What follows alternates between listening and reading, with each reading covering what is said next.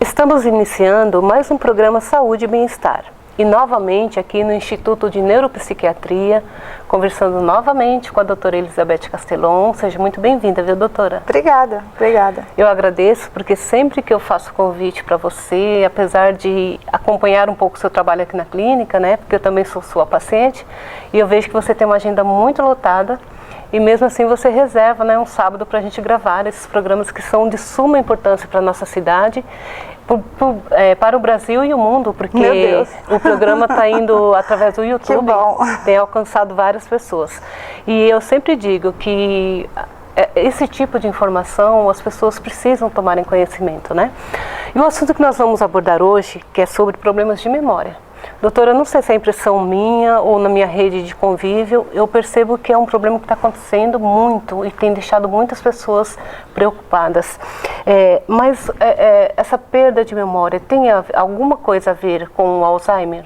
É só esse o motivo ou não? Não, né? Então, primeiro seria tentar entender que o Alzheimer, ele não é só perda de memória. Para eu caracterizar, para o médico fazer um diagnóstico de doença de Alzheimer, é preciso que o paciente tenha outras coisas além da perda de memória. Por exemplo, desorientação no espaço, começa a se perder na própria cidade. Por exemplo, uma dificuldade em planejar, em organizar as coisas, né? Eu vou fazer um bolo, eu não consigo, eu erro a sequência daquele bolo, que eu tenho que primeiro bater os ovos com açúcar, põe no lugar, aí eu vou misturar a farinha de trigo com o óleo, põe na geladeira para descansar. Eu tenho toda uma sequência e de repente eu me perco naquilo, uma coisa que eu fazia há muito tempo. Ou eu começo a perder palavras, eu quero falar uma palavra, não consigo mais falar, me perco no discurso que eu inicio. Então são outras características para que a pessoa seja diagnosticada com a doença de Alzheimer, que é uma doença neurodegenerativa, progressiva, ou seja, o cérebro vai perdendo pouco a pouco vários neurônios que são responsáveis por essas funções nossas, que são as funções que a gente chama de funções cognitivas: linguagem, memória, abstração, planejamento, sequenciamento, etc. Então, isso é uma doença. Agora, na maioria das vezes, o prejuízo de memória, ele tem a ver com duas coisas: estresse e depressão. Então, a depressão, a pessoa está triste, ela está desanimada, ela pode estar também irritada e ela tem uma sensação de que ela não dá conta. Eu não dou conta, tudo é muito difícil, tudo é muito... e eu não consigo memorizar. Então, a depressão está muito associada a prejuízo de memória. E o estresse, ele é o que a gente vive todo dia, que é essa sobrecarga de informações. Então, eu estou conversando com você, mas o celular eu tenho que passar uma mensagem para o fulano e para o fulano, mas aí tem outro paciente que tem que me ligar e que está esperando não sei o quê, mas aí eu tenho que cobrir um cheque, eu tenho que combinar ali. Então, a gente tem muita coisa. Parece que o mundo antes ele era mais parado, ele era mais devagar. Porque se eu quisesse me comunicar com você, eu não vou telefonar porque eu estou em outra cidade, é muito caro. Então a gente não telefonava, eu te escrevi uma carta. Mas até a carta chegar, uma semana. Até você me responder, mais uma semana. Esse tempo, as coisas mais devagar eram melhores, né? Então você não tinha, parece que, tanta informação. Agora, todo mundo conversa com todo mundo ao mesmo tempo, de um jeito muito rápido. Faz muitas atividades ao Então, mesmo tempo. O estresse, ele tem a ver com a sensação de que eu não vou dar conta também. Ele tem a ver com eu estou sobrecarregada. Agora, mesmo que eu não me sinta sobrecarregada, só o fato de eu estar tendo que prestar atenção em muita coisa ao mesmo tempo prejudica a minha memória. Então, na maioria das vezes, a memória, na realidade, não é o prejuízo da memória na sua capacidade de retenção de informações em si, mas é o meu prejuízo na minha capacidade de concentração. Eu não consigo focar em uma coisa, porque eu estou acostumada a ter que responder a vários estímulos ao mesmo tempo. Se eu tiver só uma coisa, aquilo é chato, eu não consigo prestar atenção. E isso eu percebo em mim mesma, que eu tenho eu acho que eu não tinha isso antes, mas de fazer 2, 3 coisas ao mesmo tempo. E isso prejudica, porque depois você fala, peraí, mas o que eu fiz mesmo? Onde eu coloquei tal objeto? O que eu escrevi? Né?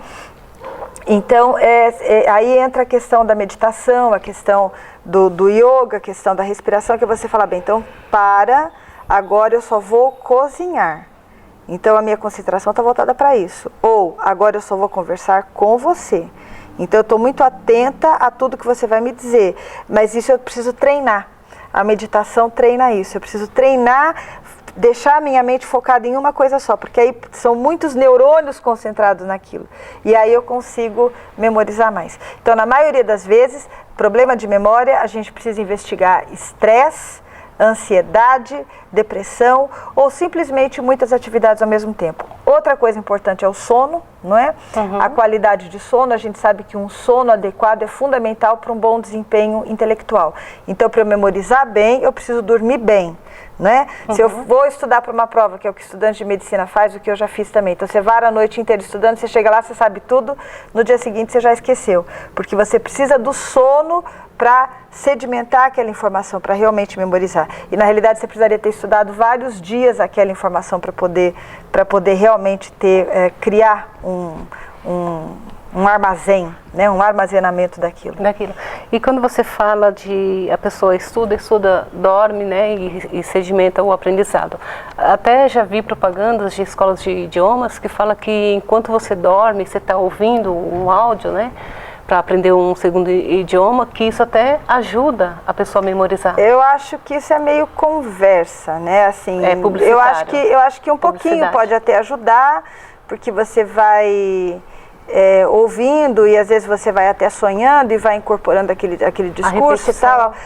Um pouco talvez ajude, mas a gente não sabe, assim, cientificamente não existe um embasamento para isso. Você fala assim, aprenda enquanto você está dormindo. Eu acho que isso é mais uma loucura do nosso tempo, quer dizer, eu não quero perder tempo, então dormir é perda de tempo, então enquanto eu perco tempo eu já vou aprendendo inglês, né? Então eu acho que isso é mais a nossa neura toda de querer fazer tudo ao mesmo tempo, quer dizer, nem dormir você pode dormir. Não, dorme. Dorme agora, né? Mas talvez ajude a memorizar um pouquinho, mas a gente não sabe se não atrapalha também o sono, né? E talvez isso seja também, por outro lado, prejudicial. E essas pessoas que logo na adolescência comentam que têm dificuldade de memória, que estudam e não conseguem fixar a matéria? Na maioria das vezes vai ser essa outra coisa, vai ser o estresse, a ansiedade, a depressão, o excesso de coisas, de muitas atividades ao mesmo tempo e um transtorno que a gente conhece, que todo mundo comenta, que é o TDAH, que é o transtorno do déficit de atenção e hiperatividade. Então esse transtorno ele se caracteriza por uma dificuldade, essa dificuldade de foco mesmo. Eu posso ter um subtipo mais impulsivo, mais hiperativo, eu posso ter um subtipo onde o que predomina é a desatenção, a pessoa está mais parada, mas nos dois casos o que há em comum é uma dificuldade em focar, porque eu estou conversando com você, mas a minha mente está em outra coisa. Aí ela volta para você, mas eu não consigo manter em você no que você está falando, ela vai embora. Aí eu tento voltar de novo, não, mas ela vai embora. Então aí é essa dificuldade em se concentrar. Então muitas vezes a mãe, meu filho está indo mal na escola, ou o próprio adolescente, ou adulto, até adulto jovem, fala, eu tenho muita dificuldade em memorizar as coisas. Mas a maioria das vezes é uma dificuldade na concentração. Ou também a ansiedade, né? E para que a pessoa lide melhor com essa situação, o que ela deve fazer? Eu acho que primeira coisa seriam medidas, vamos dizer assim, psicoeducacionais ou uma questão de organização. Como é que você... Então, alguém teria que sentar com você e ver, então eu preciso dormir bem, eu preciso ter horário, então eu tenho que ter um horário para tomar meu café da manhã, o meu horário que eu vou tomar banho, o horário que eu vou ficar deitada um pouquinho também sem fazer nada, que eu vou fazer minhas orações, que eu vou fazer minha meditação. Então isso implica que eu vou reduzir algumas coisas. Então tem coisas que eu vou reduzir, eu vou sair do Face, porque aquilo ali não está me acrescentando em nada, eu vou sair de tal coisa, então eu vou ter que cortar algumas coisas para ter esse tempo. E eu vou começar a me organizar, então eu vou ter todos os dias de tal hora eu vou estudar nessa mesa, nesse lugar que tem uma boa luminosidade, que tem, o meu copo d'água já está aqui comigo, então é aqui que eu sento, é aqui que eu estudo, aí eu vou desenvolver uma técnica. Talvez para mim seja melhor estudar lendo em voz alta, talvez para mim seja melhor estudar fazendo um resumo, talvez para mim seja melhor estudar fazendo desenhos, esquemas, mas eu preciso de qualquer forma desenvolver uma técnica para estudar, né? Então isso envolve desde alimentação, horário de sono, horários regulares, a técnica para estudar e perceber, será que eu não estou deprimida? Será que eu não estou muito ansiosa? Será que eu não estou muito chateada? Será que eu estou estudando uma coisa que eu detesto e na realidade eu estou criando meios até de fugir disso? O que é que está acontecendo, né? Então meio que cada caso é um caso. A pessoa tem que se autoconhecer um pouco, né? Isso. E em que situação que a memória é preocupante a ponto de procurar um profissional? Então, eu tive um paciente que eu estava, isso me lembra uma história que eu achei engraçada, que eu falei, não, mas a sua perda de memória não é nada, porque eu escuto isso muito, né? E não, é que você está estressado, é que você está ansioso e tal, nem me lembro o que era a conversa. Mas aí ele falou, doutora, mas eu saí de casa com o cabelo cheio de shampoo. Aí eu falei, poxa vida, mas aí já tá, até eu falei, não, mas aí realmente, peraí, tá meio sério o negócio, né? Mas ainda assim, nesse caso também era estresse e era ansiedade. Então, quando, geralmente no idoso, né, a partir dos 65 anos, ou vamos dizer até 60 anos, que a gente começa a se preocupar com o risco de demência de Alzheimer, porque a gente sabe que é a forma de demência mais frequente. Mas quando por exemplo, quando alguém me procura, então vai depender muito da idade da pessoa e do tipo de queixa que ela tem. Por exemplo, se é um idoso, então eu vou perguntar outras coisas, eu vou ver como é que ele me compreende, como é que é a fala dele, o discurso, como é que ele organiza a fala dele, o que é que as pessoas estão relatando, se ele consegue passar um recado no telefone, se ele tem uma independência no cuidado de si mesmo, se ele coopera nos cuidados da casa. Então eu vou tendo uma noção de como está essa pessoa. E aí eu posso me preocupar muito ou não. Eu posso, só com essa conversa, já fazer um diagnóstico de depressão, de ansiedade, ou, por exemplo, falar, não, mas talvez haja realmente alguma coisa.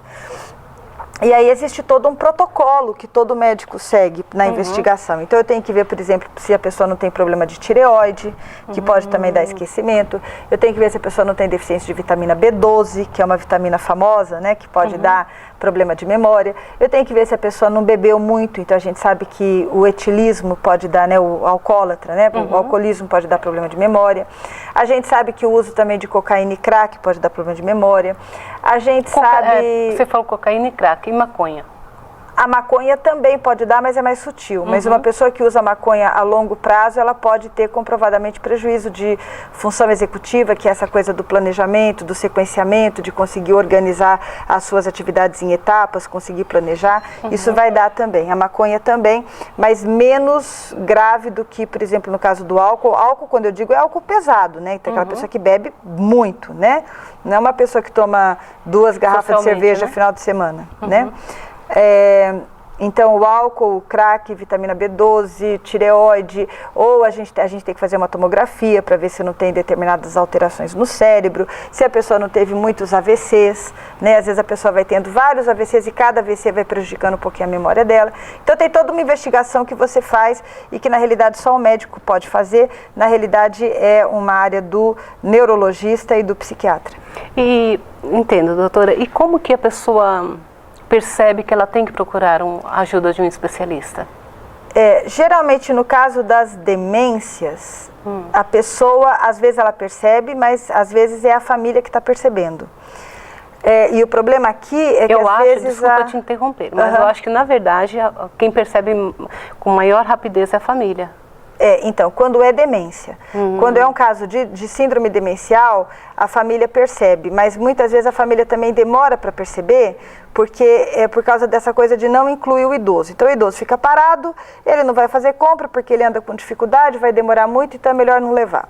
No banco, então, muito menos, ele também não vai conseguir ficar na fila, então também não vai levar. Para fazer compra, não deixa que eu já compro as roupas dele, que eu já dou para ele, então não vai fazer compra. Atender telefone, ele também nunca atende, porque então ele vai ficando, ele fica sentado o dia inteiro, ele recebe o café da manhã, o almoço, a janta, ele é avisado o horário que ele tem lá que tomar banho e ele não faz nada. Então ele está ficando esquecido e ninguém está percebendo. Quando a família vai perceber, já está um quadro muito adiantado. Então a gente tem que colocar o idoso para ter atividades, para participar da família, para fazer compra, para ajudar a fazer bolo, ajudar a varrer a casa, ajudar, eu não sei o que, mas aquilo a gente tem que incorporar aquela pessoa. A pessoa tem que ter atividade. Isso. Agora, quando por exemplo, quando não é demência, geralmente quem percebe é o paciente. Então, por exemplo, eu percebo porque eu sou uma advogada, escritora, engenheira, tarará, e eu percebo que eu estou tendo uma queda no meu desempenho, então aí eu procuro. E aí geralmente não é uma síndrome demencial, geralmente são aquelas coisas que eu falei que são os problemas mais psicológicos mesmo, estresse, ansiedade, sobrecarga, falta de sono ou drogas. Tá certo. Doutora, nós vamos para mais um intervalo e a gente volta rapidinho falando sobre esse assunto que é tão importante e preocupante ao mesmo tempo, né? Que é a memória.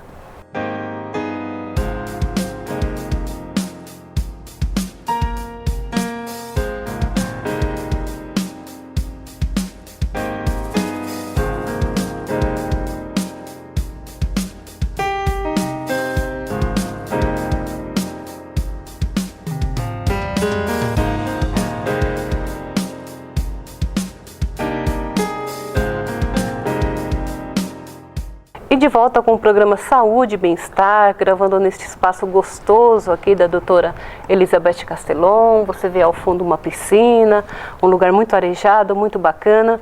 E a gente está falando sobre a memória. Você que tem algum tipo de esquecimento, às vezes a sua memória recente, coisas que você fez ontem ou anteontem, você esquece com facilidade. Então a doutora está explicando para a gente sobre esses problemas que acometem as pessoas e a forma de prevenir e tratar. Doutora, referente às pessoas de maior idade, né? Algumas perdem a memória recente, mas a gente percebe que elas lembram de coisas assim da infância e a gente fica pensando o porquê delas esquecerem uma coisa que aconteceu ontem, mas lembrar de coisas tão antigas. Tem duas explicações, né? Uma seria uma coisa assim meio que até normal, vamos dizer, porque o que aconteceu hoje, às vezes a vida no idoso, a vida se tornou pouco interessante. Então é tudo muito igual, não me interessa muito se eu comi batata frita, ou se foi a batata estava cozida, então eu nem me lembro direito, porque no fundo eu não estou prestando muita atenção. Aí entra a questão do idoso não estar muito enturmado na família, dele estar meio isolado, também não ouço direito, não ouve direito, não enxerga direito, então ele nem sabe direito o que aconteceu, está desinteressado, está desligado. Essa seria uma explicação. Mas a outra, no caso, por exemplo, da demência de Alzheimer, que está associada a um processo neurodegenerativo, esse processo, na maioria das vezes, começa no hipocampo. Não sempre, mas na maioria das vezes. E o hipocampo é uma área do cérebro que está aqui dentro, assim, né, nesse nível aqui, né, região temporal, mas lá dentro, é uma área muito associada à gravação das memórias recentes. Então ele vai fazer com que aquilo que eu acabei de aprender seja incorporado, seja gravado. E como então a demência de Alzheimer, ela começa nessa área, então um dos primeiros sintomas do paciente é normalmente, mais frequentemente, a perda da memória recente. Então, enquanto que as outras formas de memória, as memórias mais antigas, elas já foram incorporadas, elas já estão armazenadas, a gente sabe que no córtex cerebral. Elas já não estão dependendo dessa intermediação do hipocampo. Então, a explicação biológica para isso é que na doença de Alzheimer, a área que mais se degenera primariamente é o hipocampo, isso com mais frequência, não sempre, mas com mais frequência. E o hipocampo é que é a área responsável para transformar aquilo que eu acabei de vivenciar em uma memória. Então eu perco a memória recente, que é a memória, por exemplo, do último ano, dos últimos 2 anos, porque meu hipocampo já vem se degenerando nesses últimos 2 anos. Então, aí eu não sei, por exemplo, não sei o que aconteceu há 3 meses atrás, porque há 3 meses atrás eu já estava com esse início de Alzheimer, eu já estava com a degeneração do hipocampo. Eu não sei o que aconteceu há 6 meses atrás, porque há 6 meses atrás eu já estava com Alzheimer, eu já estava com a degeneração do hipocampo. E como que a família pode saber ou tentar descobrir, né, eu acho que você tem que prestar atenção no idoso. Então, antes ele atendia recado no telefone, não está atendendo mais. Antes ele cuidava do jardim, organizava tudo, não está organizando mais. Não sabe mais onde colocou a chave. Antes ia fazer compras, agora não consegue mais. Antes ele fazia serviço de banco, ia para o banco, conseguia, agora não consegue mais. Então, mas eu só vou conseguir detectar se eu ponho o idoso para fazer as coisas. Entendi. Agora, se ele já não faz mais nada, porque ele tem dor aqui, tem dor ali, não enxerga, não escuta, então aí eu também não tenho muito como saber, porque eu nunca estou testando aquilo. Aí eu só vou saber quando ele nem me reconhecer mais, né? Aí já também nem adianta procurar, porque já não tem mais o que fazer. E no caso do Alzheimer, se for diagnosticado precocemente, os medicamentos que a gente tem para tratamento do Alzheimer, eles não são muito bons.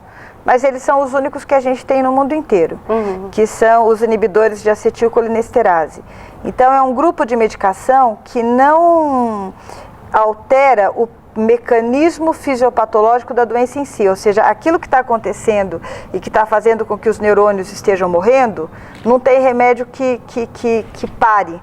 Então já se tentou, será que a vitamina E, vitamina C, ômega 3, coenzima Q10 e debenona, mas todos esses antioxidantes não têm esse efeito. Não tem, né, em grandes estudos não mostra efeito. Então, essas outras drogas, elas aumentam a quantidade de acetilcolina disponível no cérebro, que leva a uma melhora, que compensa a perda de memória que o paciente está tendo. Mas o processo fisiopatológico de degeneração não é remediado, não é desacelerado. Mesmo assim, a gente usa esse remédio porque é o que tem, e na prática ele acaba retardando os sintomas. Então, por exemplo, se você tem um déficit de memória, você começa a usar essa medicação, uma doença que era para você, vamos dizer, perder totalmente nos próximos 5 anos, aquilo vai se lentificar e você vai perdendo aos poucos nos próximos 10 anos. Então, eu consigo ganhar tempo, que é importante numa pessoa que tem 70 anos, vai ser uma diferença muito grande se ele vai continuar conseguindo se comunicar com a família nos próximos 10 anos ou não. Então é o que se usa, mas não existe uma forma de prevenir. Prevenção de síndrome demencial, o mais importante é a prevenção dos fatores de risco cardiovasculares, principalmente prevenção da hipertensão, tratamento da hipertensão, tratamento do diabetes, tratamento da dislipidemia, porque eles vão causando, são doenças que vão causando um fechamento dos vasos, uma piora do fluxo sanguíneo cerebral, e isso também está intricado com os mecanismos Alzheimer, quer dizer, isso piora o processo neurodegenerativo. Então, se tiver uma pessoa hoje com 50 anos e falar o que você tem que fazer para prevenir, atividade física, manter o peso adequado, dormir bem, tentar não ficar deprimido, ter sempre uma atividade mental, aprender uma coisa nova, seja o que for, eu vou aprender um novo ponto de crochê, um novo ponto de tricô, eu vou aprender uma culinária vegana, receita, seja o que for, mas manter a sua mente ativa, tentar manter a atividade física, porque a atividade física produz fatores neurotróficos que diminuem o processo neurodegenerativo, e tratar esses fatores de risco, tratar a hipertensão, tratar diabetes, tratar dislipidemia, porque tudo isso aumenta o processo neurodegenerativo em quem já está tendo. Não é que seja a causa, mas ele piora. Entendo. E essas atividades também cerebrais, exercícios para o cérebro, também contribuem, né, doutora? Por exemplo, a pessoa fazer palavras cruzadas, né? Sim, se a pessoa está tendo a resposta, de um modo geral, é sim, né? Porque você está treinando, você está se exercitando, você está fazendo uma coisa que você quer. Do ponto de vista científico, se você tem um processo realmente associado ao Alzheimer, uma neurodegeneração, aquilo não vai melhorar tanto, né? Mas, vamos dizer, vai ajudar, vai amenizar um pouquinho. Tá certo. E nós estamos chegando ao final de mais um programa aqui na Clínica de Neuropsiquiatria. Conversamos hoje com a doutora Elizabeth, né? Muito obrigada, doutora, mais uma vez. Obrigada. E eu gostaria que você deixasse as suas considerações, né, para as pessoas que estão assistindo o nosso programa e que, quando falamos sobre memória, a anteninha delas já deu um alerta, de que alguma coisa não vai bem. Como que você pode deixar? Considerações finais, eu acho que é assim, se é criança, pense que essa criança pode ter déficit de atenção, ou pense também que essa criança pode estar estressada, tendo que fazer muita coisa, ou pense que essa criança pode estar fazendo coisas que ela não gosta. Então está numa escola que ela não gosta, não está sendo bem tratada na escola, alguma coisa aí está acontecendo. Se você é adulto jovem, adulto de meia idade, pense, será que você não está estressado? Será que você não está deprimido? Será que você não está fazendo coisas demais? Você não está com muitos compromissos ao mesmo tempo? Não seria um momento de você aprender a parar, a ter um momento seu? Será que você está dormindo direito? Será que você está tomando muitos remédios que podem também estar prejudicando sua memória? Enfim, esse é o conselho para o adulto. E para o idoso, ative o seu paciente, o seu familiar idoso na sua casa. Coloque ele para fazer as coisas junto com você. Se você é o idoso, então você faça as coisas. Peça, exija da sua família que tem que ter coisa para você fazer. A gente tem aqui no Instituto Horta Suspensa, que é para mesmo que esteja na cadeira de rodas, mesmo que esteja andando mal, dá para mexer na horta porque ela está na altura adequada. Piscina, né? Então, assim, o idoso tem que fazer as coisas, ele tem que ajudar ali na cozinha, ele tem que participar. Eu acho que essas são as recomendações, e repetindo, né, pela milésima vez, a questão da depressão, que é um fator bem importante. Tá certo. E o nosso programa vai ficando por aqui. Eu espero que você tenha gostado. Conto com a sua audiência e até o nosso próximo encontro.